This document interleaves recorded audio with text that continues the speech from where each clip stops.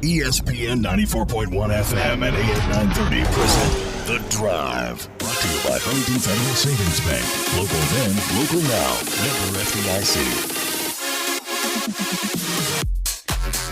Welcome into this February 7th edition. The Drive begins now on ESPN 94.1 FM and AM 930. I'm your host, Paul Swann. Thanks for tuning in. We will be here until 6 o'clock, taking your phone calls, 877-420-TALK. That's 877-420-8255. That's the number to be a part of the Miller Lite phone lines. Got a Marshall victory to talk about. We actually have two Marshall victories to talk about. Now, this is an oddity of the schedule and just an oddity, period.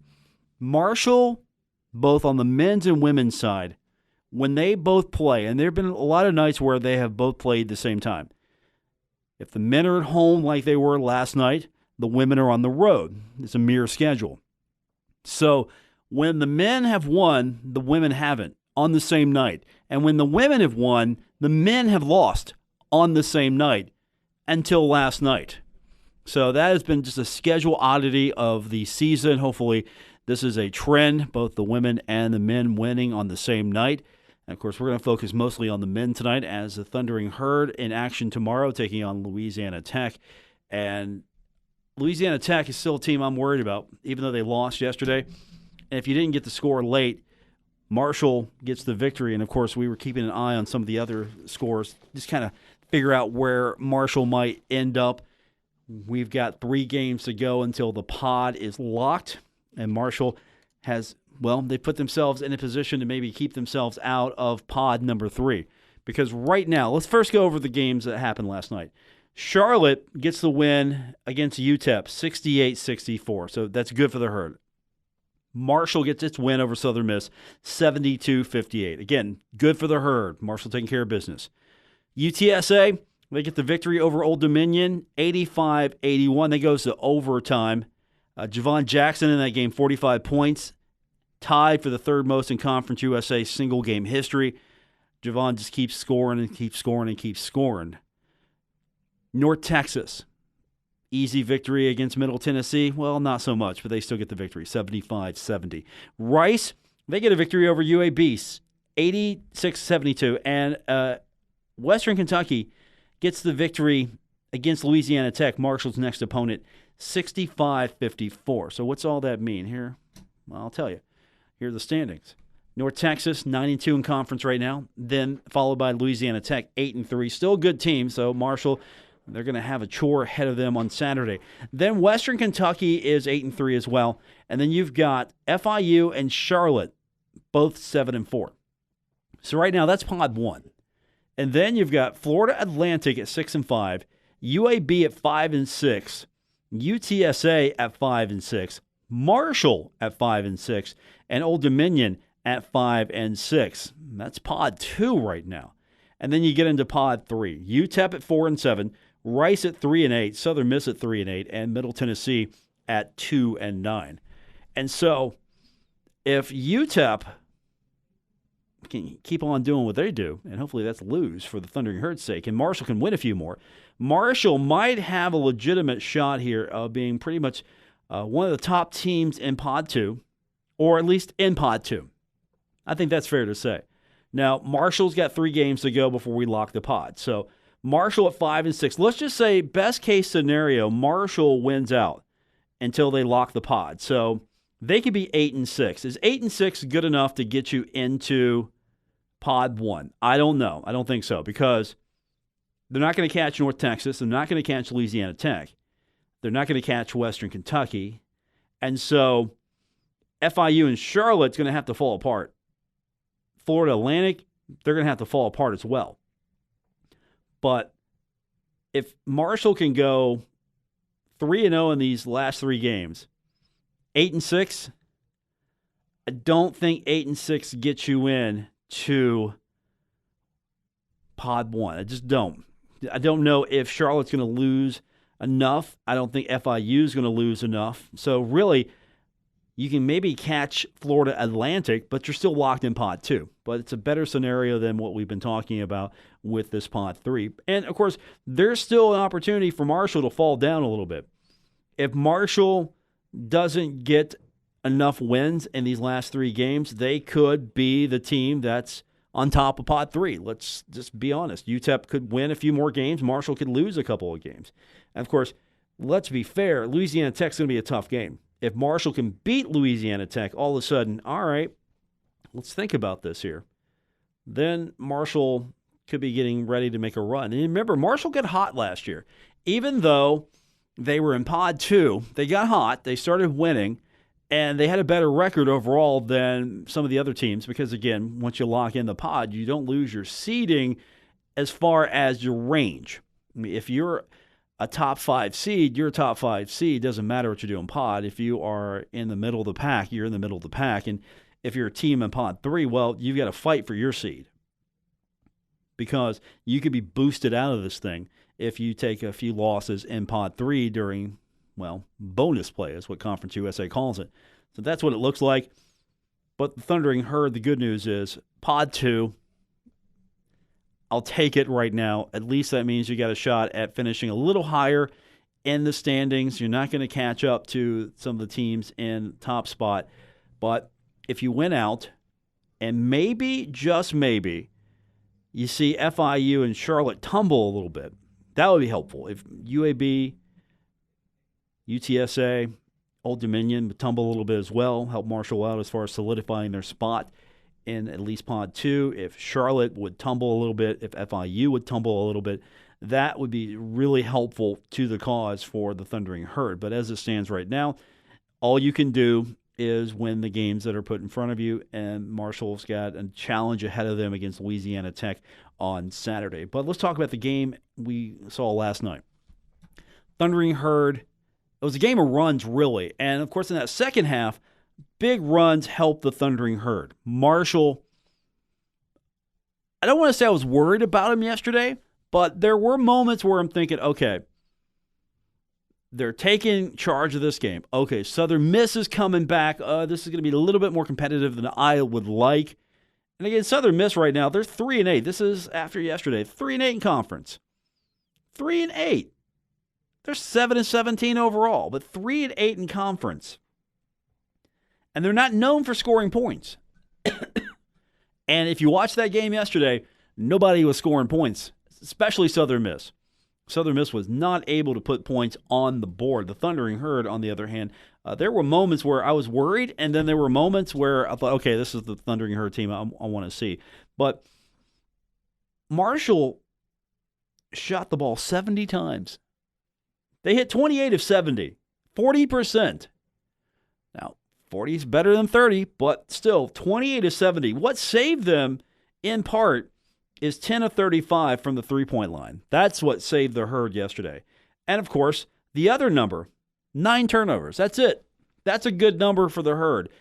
Compared to Southern Miss, had 16 turnovers. And the number you circle here is Marshall had 21 points off turnovers compared to Southern Miss. So, right there, there's a big source of your points. Points in the paint. And I thought this would be a bigger number, but it wasn't. 28 points in the paint for Marshall compared to 24 for Southern Miss. Second chance points, 12-4 in favor of Marshall. So, again, that's a big number there. 12-4, 21-14 points off turnovers. Those are big numbers to circle. Only 9 turnovers. That's huge for the Thundering Herd. And here's the other big number I take from this game. 18 points, 2 fouls for Iron Bennett. That's it. 18 points, 2 fouls. 33 minutes in the game. 1 assist, 3 turnovers, but 2 blocks. And another guy that I'm going to sing his praises just because I know we haven't been really kind to his shot, and that's Jansen Williams. Because his shot hasn't been kind. Look at his shot. 0 of 8. Couldn't find it yesterday. 0 of 7 from the three-point line. Didn't have any opportunities at the free throw line. But why did he stay out there so long? Because he was out there for 27 minutes. You know why? Because you get 9 rebounds out of him. You got 1 assist and 2 blocks and 1 steal. You got some pretty good numbers out of him yesterday. Now, again, 0 for 8 shooting, but you got some good defensive numbers, and you got some decent rebounding numbers, period. I mean, he had 6 defensive boards, 3 rebounds from the offensive glass for a total of 9. Of course, we really even haven't talked about Bennett. 2 fouls, 18 points, 12 rebounds, so a double-double there with 33 minutes. Iron Bennett, when he's on the court, when he's in the offense, and when he's making plays, Marshall's a better team. Marshall, at least offensively, is a better team, and they win this game 72-58. Now, when we come back, I want to hear a little bit from Dan D'Antoni. If you missed it last night, I've got Dan's post-game remarks. I've got Jared West. When I talked to him last night during the post-game, I got his comments afterwards. He came up and talked to me for a few minutes, so I'll let you hear that. And we'll get your phone calls in at 877-420-TALK, 877-420-8255. It's The Drive on ESPN 94.1 FM and AM 930. The Drive with Paul Swann. Marshall Athletic Director Mike Hamrick. He knows. Paul's the best. On ESPN 94.1 FM and AM 930.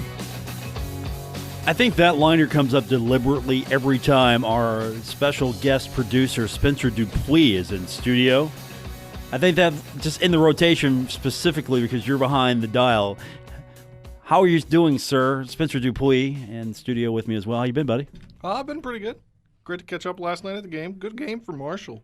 Get back in the win column. Yeah, needed desperately to get that win yesterday. And, of course, every time Marshall wins, I get to talk to somebody after the game. I mean, specifically, not just go in the press. I don't know if I'm going to play that. Yesterday, it was Tavion and Bennett, and they were just feeling it yesterday. I don't know if I'm going to go play that. Happy. I mean, they were extremely happy yesterday. So maybe if we've got time, because it's like, I think, 8 or 9 minutes. I don't know how long. They talked forever. Yeah, they did talk forever. I don't know if we want to go revisit that. But we do want to hear from Dan D'Antoni a little bit later on, so we've got that. But here is yesterday, after the game, I had a chance to talk to, for our post-game, Jared West, and I basically told him, hey, look, you had another outstanding performance, and you got the win, and here's where we go from there. We got off to a good start, but we let them back in the game. But I thought we did a good job of just fighting back and just staying with it and staying within ourselves and staying together, honestly. And I think our defense down the stretch is really what helped us on rebounding the ball. And, that's a big win for us. We got to keep the momentum moving forward. What was it about what they were doing? Because they took a 7-point lead at one point in that second half before you went on that run and really never looked back. A lot of it was just our mistakes, really. We had a bad stretch on the defensive end. And, you can't have those lapses on defense, man. We're supposed to be a good defensive team. We had a bad lapse. We didn't rebound the ball as well as we needed to. We had lack of communication a couple times, man. And we just got to be more consistent with that. And we had a couple turnovers in that spurt as well, which led them to runouts. And I think that's what really got them back in the game. But I thought we did a good job of bouncing back and finishing. You're part of that defense, of course. Look at your stat line, 5 of 12 shootings. We mentioned 4 or 7 from the three-point line. But one number I love to look at, steals. You had 5 tonight. Yeah, man, I was just trying to be active, get my hand on a couple balls, and, try to apply the pressure when I can. But, it was a team effort on the defensive end, honestly, and I thought we did a good job of that. We just got to stay, like I said, we just got to stay consistent. We can't have those lapses defensively, and we can't have those spurts where we turn the ball over a lot. If we can value the ball and stay locked in on defense, I think we're going to be a tough team to beat. Looking at your teammates tonight, group effort as always. You look at Marco, he had 12 points. Tavion had 16. Bennett had 18 points, and I'm looking at his line. He's out there 33 minutes, and more importantly, you look at some of the important numbers there. Only 2 fouls tonight. He was able to go inside almost at will, it felt like. Yeah, Aaron did a great job, especially toward the end of the game. He was on both ends of the glass. He did a good job of altering the layups when they go in there without fouling. He did a good job of rebounding without fouling. He didn't have any. I don't think he had an illegal screen tonight. Maybe he did, but overall he did a really good job of being in good position to stay away from getting those fouls. But at the end of the game, Aaron was really a horse inside, and I know he drew some attention late. Got a couple pass outs for threes, which is big for us. But the more consistent Aaron is, he helps us a lot. So he did a great job tonight. We're going to need that from him. How important is that teams are going to double up on him? And it felt like tonight he was either able to go in and take care of it, or he did find a guy like yourself. He did find the open man a lot better. Yeah, that's big for us. I know he had one big one to Marco when Marco hit a couple threes. And, he drew a couple fouls as well, which helped us out. And, like I said, it's hard to stop Iron when he gets it deep down in there. We just got to get him the ball in good position. And like I said, when he's a force down there, it's tough for opposing defenses, really, because if they don't help, it's one-on-one, and that's normally to our advantage. So, and when they do help down, we just got to make shots. So when Iron's good, man, that helps us out a lot. Jared West with us, and you can enjoy this one tonight, but you got Louisiana Tech coming here on Saturday, and they're one of the top teams in the league right now. Yeah, we got to get a big win, man. We got to learn from our mistakes tonight by watching the film. We got to get mentally and physically prepared for La Tech, get our preparation, know their stuff and what they do, watch the film on them, and get back in here on Saturday. It's Jared West from last night, and of course, Jared West is climbing up the all-time steals list. Guess what? He's second all-time. 5 steals, goes second all-time. Young Spencer Dupuis, who did he pass on that all-time steals list? Where's he at right now? He passed David Wade, was just shy of him going into the contest, and David Wade had 186, and now Jared West is at 190, trying to chase the Skip Henderson. He had 208 in his career, so possibly this season. Do you know much about the Skip Henderson, other than he was a guy that Elmore was chasing as far as the all-time scoring list? I mean, how much do you know about him? No, I didn't know much. I just knew last year when it was talked about. Okay. See, that bugs me a little bit. It's not your fault. It just bugs me a little bit because you're a broadcasting student at Marshall and you're doing sports, and I just don't know how you get the past heroes of Marshall basketball ingrained in the culture. I mean, I don't know how you do that. Skip Henderson, John Taft. I mean, you know some of the recent guys, but, I mean, those are guys that I grew up watching myself, and I don't know how you get that ingrained. So that kind of bugs me a little bit that it's not a fluid thing at Marshall University, because Skip Henderson is one of the all-time greats. I mean, I watched him as a kid coming up, and him and John Taft.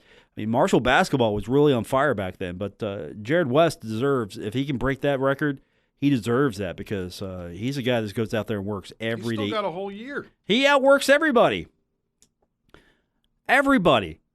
I mean, I was joking with Jansen during media day. I don't know what we want to call it, first day of practice.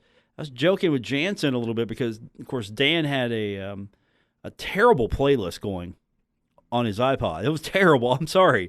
It was terrible.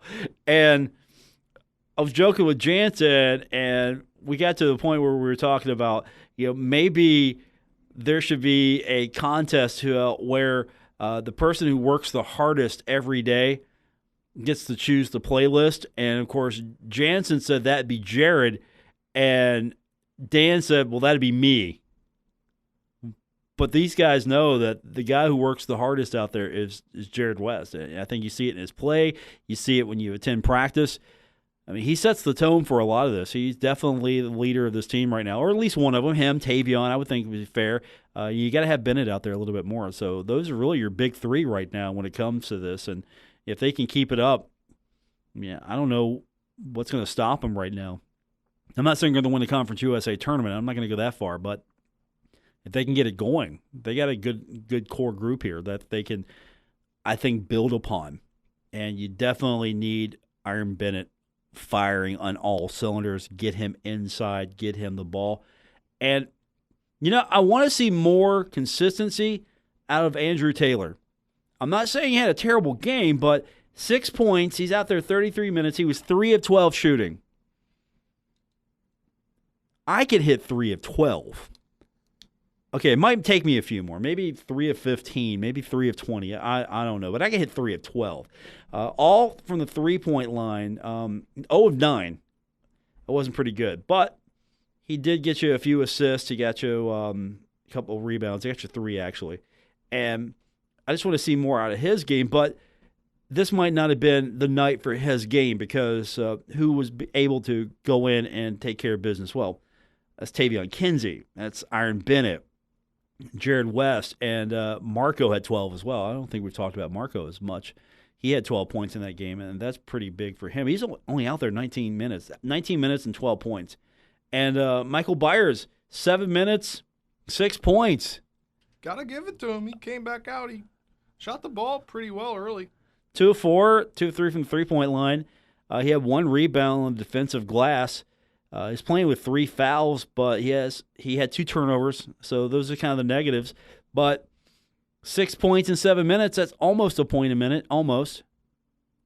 Also, 2 of 3 from the three-point line. That's good for him considering he was not having a good go at it from 3 points since before non-conference play. You know, if you took Taylor and Jansen's three-point attempts away from this list, it's a lot better. I mean, because Hurd was 10 of 35. Well, 9 of those misses came from Andrew Taylor that night, and Jansen Williams missed 7. So if you do the math there, and I'm not, but it's better. That was your cue, Spencer, to do the math. 10 of 19. Thank you. That was your cue. You're picking up on this. You're picking up on this. All right. We got Dan D'Antoni. We're going to get his thoughts when we continue. We'll make time for your phone calls at 877-420-TALK, 877-420-8255. Dan was in a good mood. I'm happy when Dan's in a good mood. I can never tell if he's in a bad mood. I know when he's in a really bad mood, but I don't know what the bad mood looks like. I only know the extreme.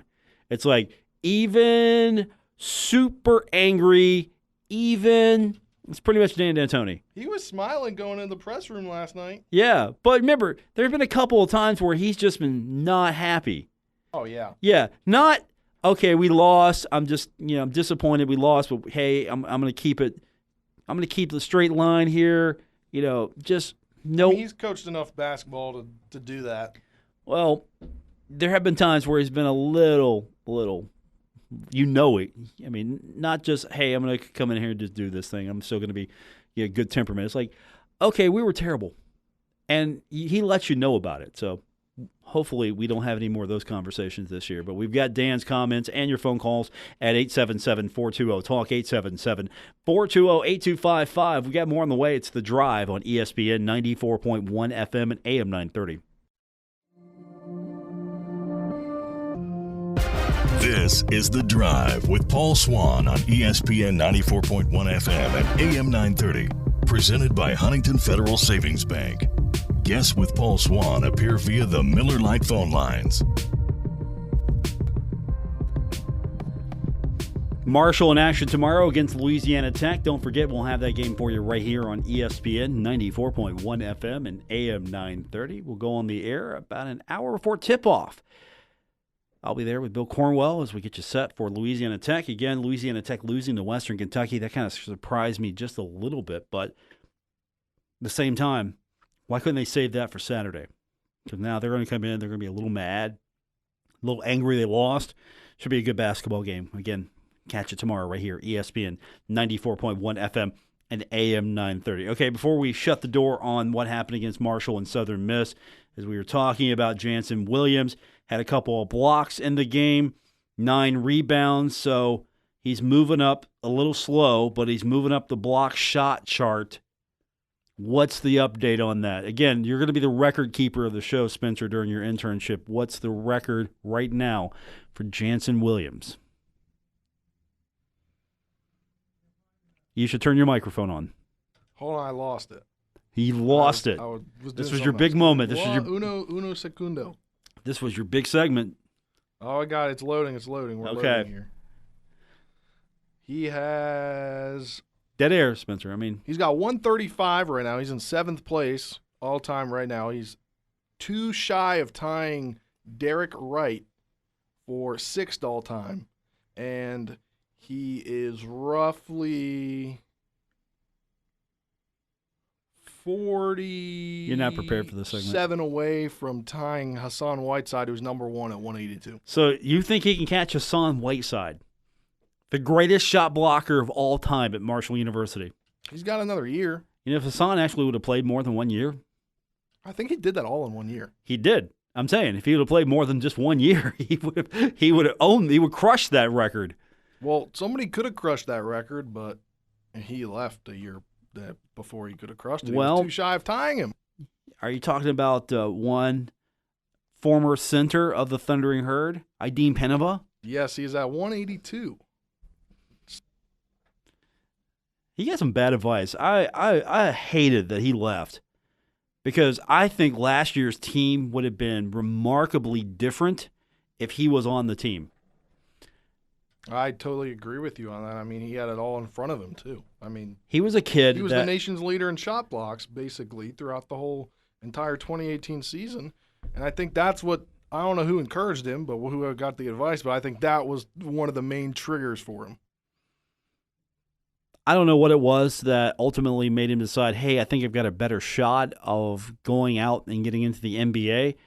And let's be honest, not many kids are going to get into the NBA. Period. But if you're John Elmore, you do it the way you do it because you go test the waters, see where you land, get the advice, come back, finish out your college career, and then you give it a shot. If you don't get in the NBA, then there are other opportunities if you want to continue to play professional basketball. And I think John was able to go that route. John's going to make a nice living. He's going to get to play basketball. He's going to do the thing he loves. Hopefully, after he has a successful career overseas, maybe he'll get a look again. I don't know. I doubt it. But maybe after a successful career overseas, he can go into coaching, have a good life. I hope Penova works out for him as well.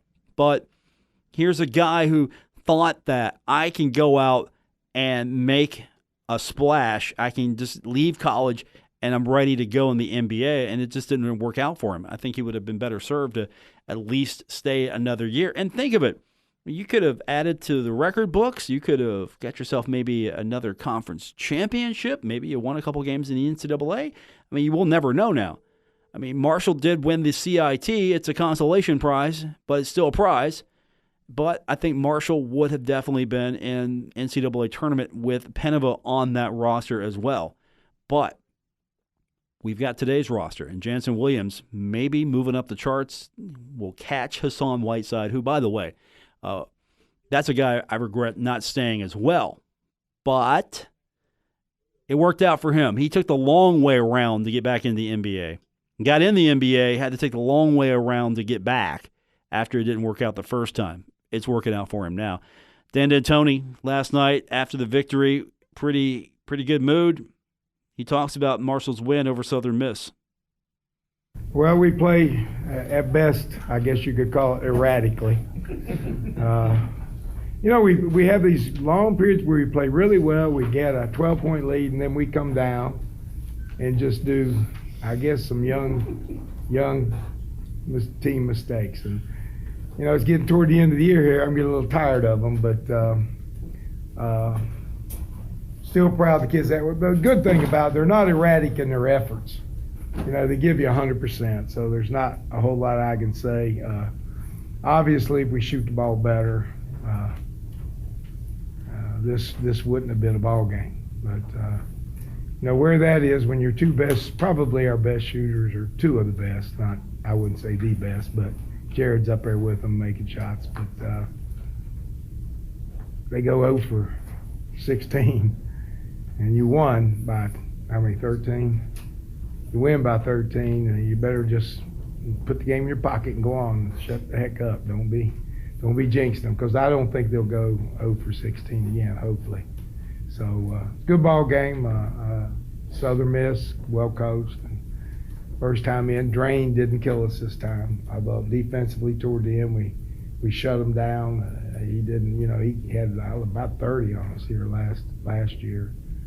And so he didn't do much, and that's good defense. Our defense has always carried us. I think they scored 6 points in the last 7 minutes, something like that. So, that part's good, but that game's over.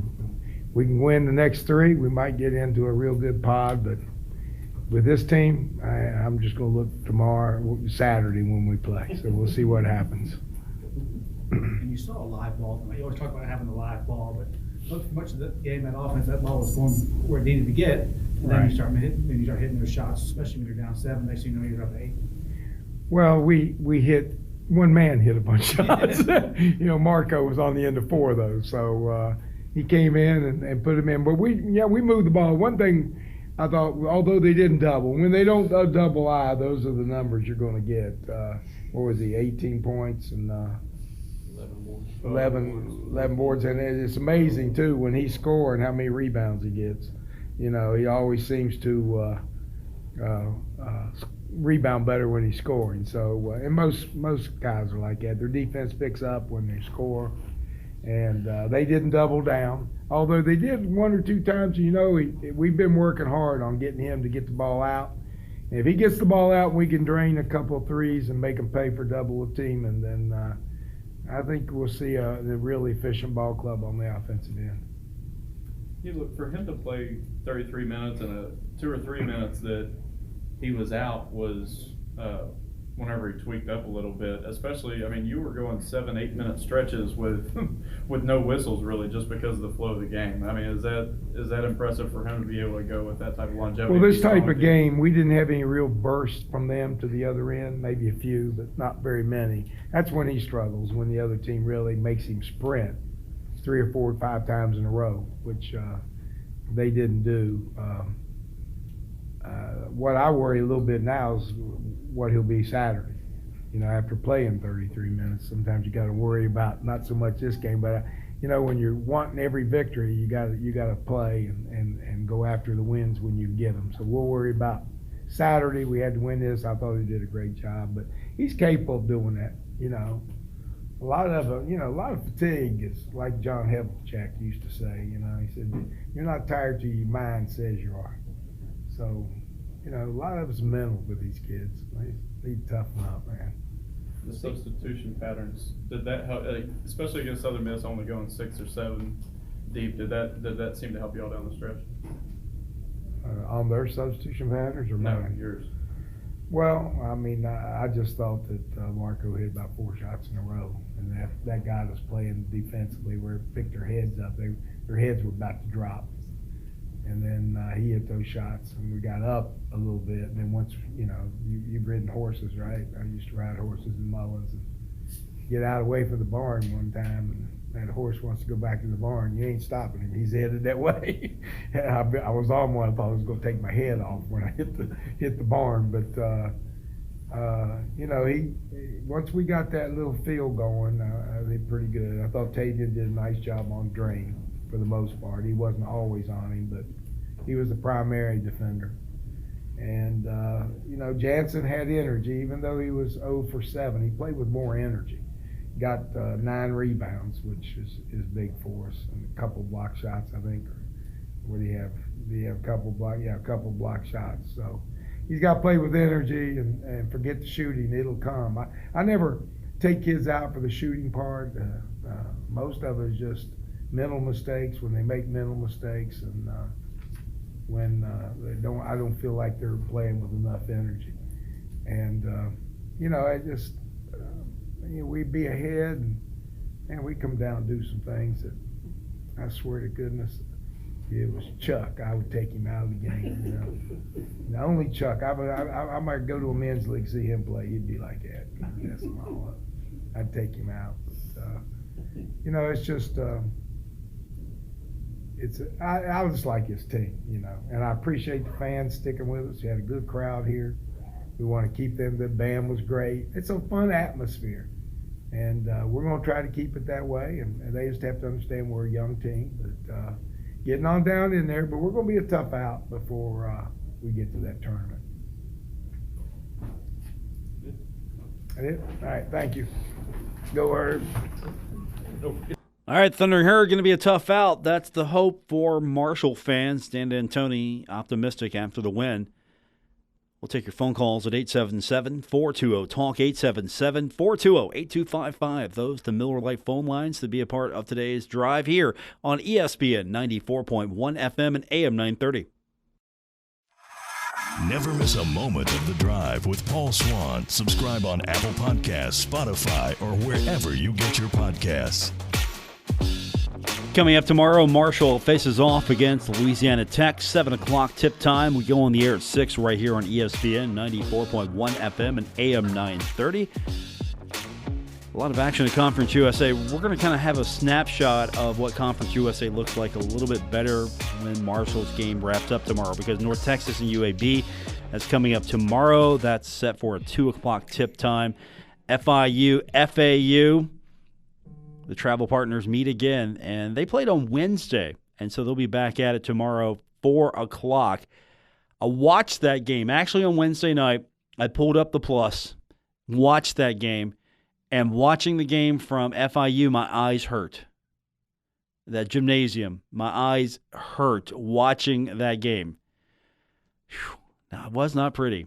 If they got the spinner in the background behind the basketball rim, they've got, I don't know what that is on the court. I just don't know.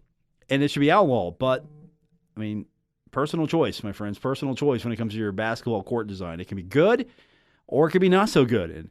And thankfully, this was at FAU. Much better court layout than FIU. UTSA Charlotte, that's coming up tomorrow at 4 o'clock as well. And then you get Rice and Middle.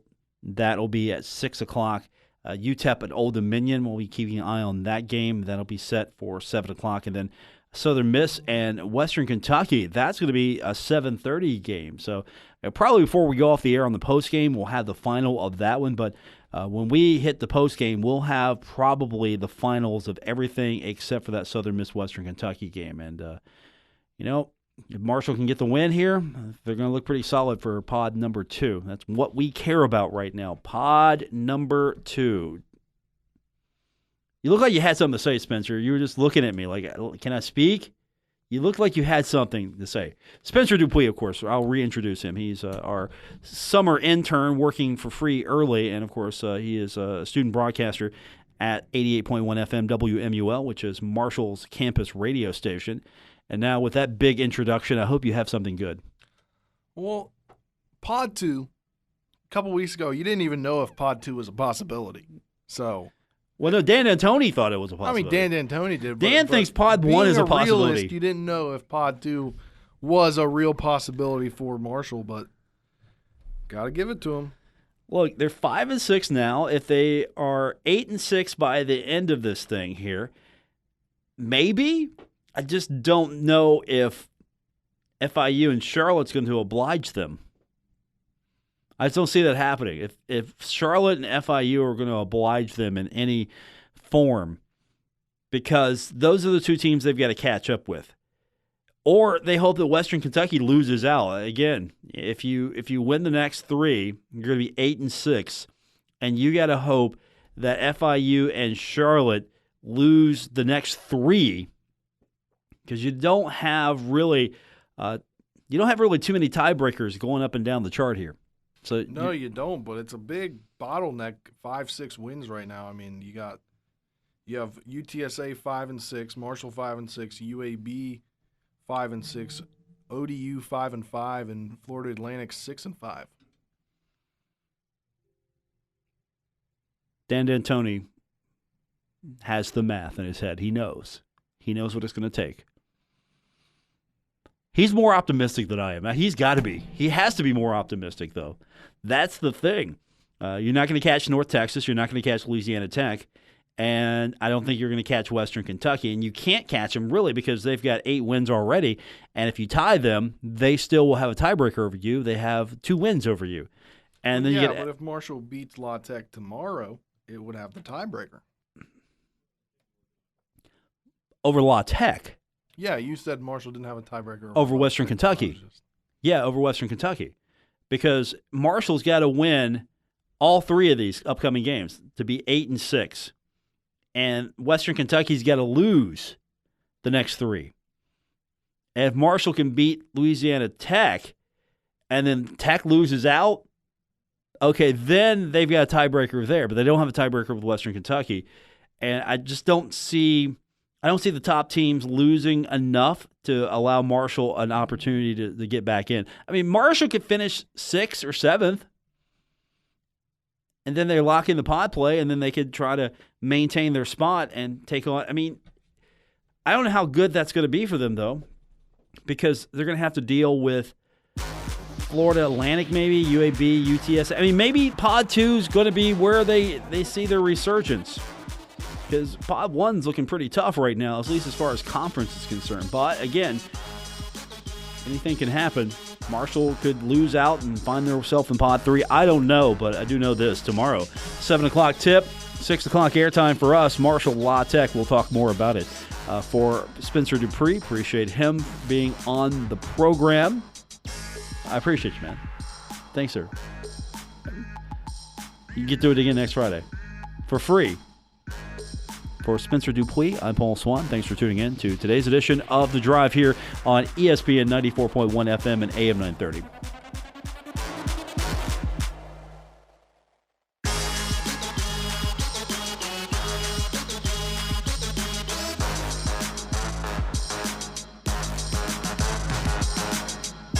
WRVC Huntington, W227BS Huntington, your flagship home of the Marshall Thundering Herd and The Drive with Paul Swann, ESPN 94.1 FM and AM 930.